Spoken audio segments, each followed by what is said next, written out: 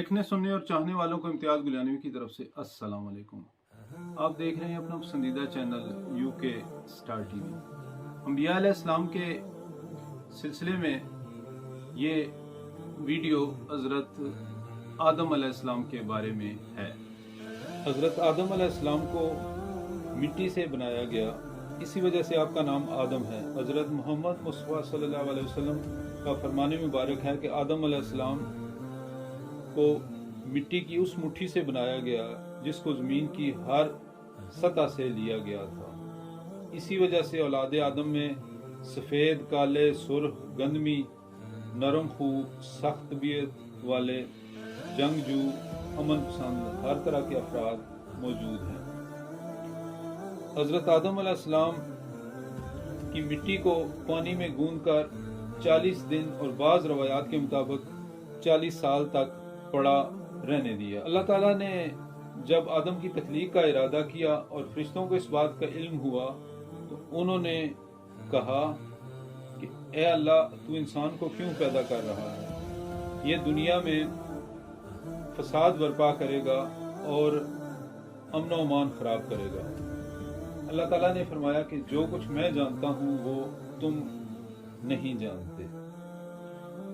शैतान जब भी इस मिट्टी के पास से गुजरता गुरूर से कहता कि मैं हर लिहाज से तुमसे बेहतर हूँ, अगर तुम्हें मेरा ताबे किया गया तो मैं तुम्हें गुलाम बना लूंगा, और अगर मैं तुम्हारा ताबे हुआ तो मैं सरकशी करूंगा। मतलब कि आदम की पैदाइश के साथ ही शैतान से आदम की दुश्मनी शुरू हो गई थी। फिर आदम अलैहिस्सलाम का पुतला बनाया गया और जुमा के दिन असर के बाद इसमें रूह फूंकी गई। कुरान में अल्लाह ताला का फरमान है कि इंसान को एक लेसदार खनखनाती मिट्टी से बनाया गया। एक अहम बात का जिक्र करता चलूं कि अमूमन मिट्टी को पकाने के लिए आग का इस्तेमाल किया जाता है, मगर आदम अलैहिस्सलाम की मिट्टी को आग में नहीं पकाया गया। रवायात से ये पता चला है कि आदम का पुतला बनाने के बाद पहले से तख्लीक की गई रूह को दिमाग के रस्ते आदम के जिस्म में दाखिल किया गया। जैसे ही रूह हज़रत आदम अलैहिस्सलाम के बदन में दाखिल हुई, हज़रत आदम अलैहिस्सलाम को छींक आई। फरिश्तों ने आदम अलैहिस्सलाम से कहा कि अल्हम्दुलिल्लाह कहें। आदम अलैहिस्सलाम ने अल्हम्दुलिल्लाह कहा। जवाब में रब्बिल आलमीन की तरफ से यरहमुकुमुल्लाह कहा गया। फिर रूह आंखों में पहुंची तो जन्नत के नज़ारे नजर आए जो आदम को इतने बाहे कि वहीं ठहर गए। हज़रत आदम का कद 60 गज और बाज़ रवायात के मुताबिक 40 गज था, और ये बात भी किताबों में लिखी है कि इस दुनिया में आने वाले वो सबसे लंबे इंसान थे। जब आदम अलैहिस्सलाम की तख्लीक मुकम्मल हो गई तो इन्हें हुक्म दिया गया कि वो फरिश्तों की जमात को सलाम कहें, और साथ ये भी कहा गया कि यही सलाम तुम्हारी औलाद का भी तरीका होगा। आदम अलैहिस्सलाम ने कहा अस्सलामु अलैकुम। फरिश्तों ने जवाब में कहा वालेकुम अस्सलाम व रहमतुल्लाह। फिर अल्लाह ताला ने आदम अलैहिस्सलाम को इल्मुल अस्मा यानी तमाम चीज़ों के नामों का इल्म दिया, यानी दरिया, पहाड़, हवा, बंदर, बकरी, मोर वगैरह। फिर जब फरिश्तों से इन चीज़ों के नाम पूछे गए तो वो ना बता सके, मगर आदम अलैहिस्सलाम ने बता दिए। इस वक्त अल्लाह ताला ने फरमाया कि ए फरिश्तों, मैंने तुम्हें कह नहीं दिया था कि जो कुछ मैं जानता हूँ वो तुम नहीं जानते। तब अल्लाह ताला ने तमाम फरिश्तों और जिन्नों को हुक्म दिया कि आदम को सजदा करें। फरिश्ते तो हुक्म बजा लाए, मगर शैतान ने इनकार किया और कहा कि मैं इससे बेहतर हूँ, क्योंकि मुझे आग से पैदा किया गया है और इंसान को मिट्टी से पैदा किया गया है। गोया पहला गुनाह शिर्क नहीं तकब्बर था, और ये कहना था कि मैं इससे बेहतर हूँ। इस नाफरमानी पर अल्लाह ताला ने इब्लीस से नाराज होकर उसे निकल जाने का हुक्म दिया, और साथ ही ये कहा कि ए मरदूद, तू मेरी निगाहों से दूर हो जा। शैतान अल्लाह ताला से कहने लगा कि मैंने जो तेरी इबादत की है मुझे इसका सिला चाहिए। अल्लाह ताला ने फरमाया कि बता अपनी इबादत के बदले तू क्या चाहता है। شیطان کہنے لگا کہ مجھے قیامت تک کی مہلت دی جائے اور مجھے اختیار دیا جائے کہ میں آدم اور اولاد آدم کو بہکا سکوں۔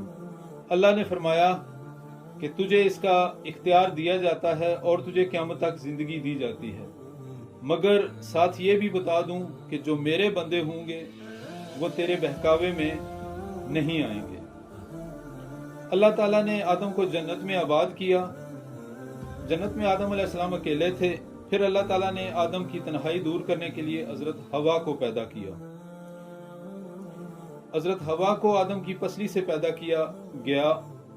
دونوں مزے سے جنت میں رہنے لگے۔ اللہ تعالیٰ نے ان دونوں سے کہا کہ جنت میں جاؤ، گھومو پھرو، جہاں دل چاہے وہاں جاؤ، جو پھل کھانے کا دل چاہے وہ کھاؤ، مگر ایک پھل کے قریب نہ جانا۔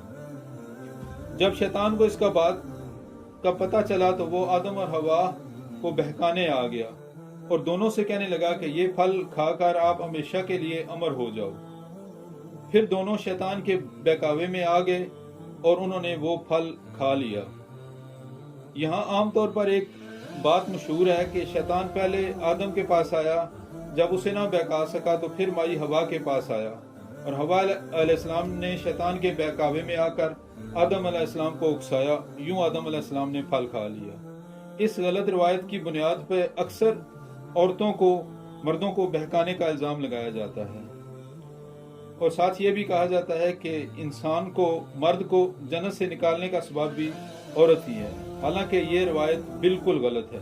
قرآن میں واضح طور پر ارشاد ہے جس کا مفہوم یہ ہے کہ شیطان نے ان دونوں کو پھسلا کر پھل کھانے پر آمادہ کر لیا، یعنی دونوں اس گناہ میں برابر کے شریک تھے۔ جیسے ہی دونوں نے پھل کھایا، دونوں کے جسم سے جنت کا لباس اتر گیا۔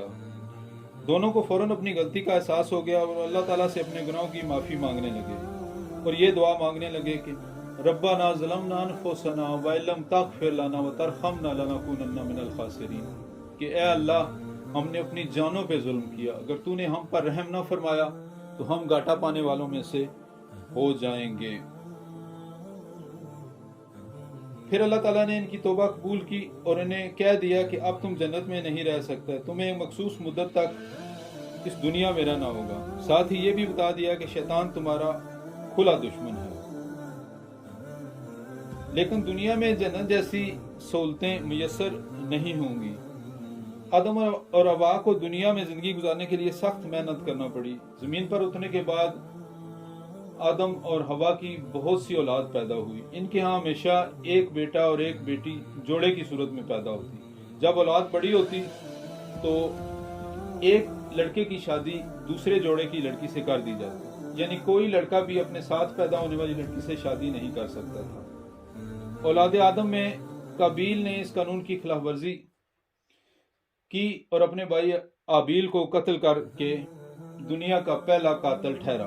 آبیل اور قابیل کا قصہ ان پر بنائی جانے والی ویڈیو میں سنایا جائے گا۔ آدم علیہ السلام 1000 برس تک اس دنیا میں رہے، اور جب وہ دنیا سے رخصت ہونے لگے تو ان کے بیٹے پوتوں اور پوتوں کی اولاد کی تعداد بعض روایات کے مطابق 50,000 اور بعض روایت کے مطابق 4 لاکھ تھی۔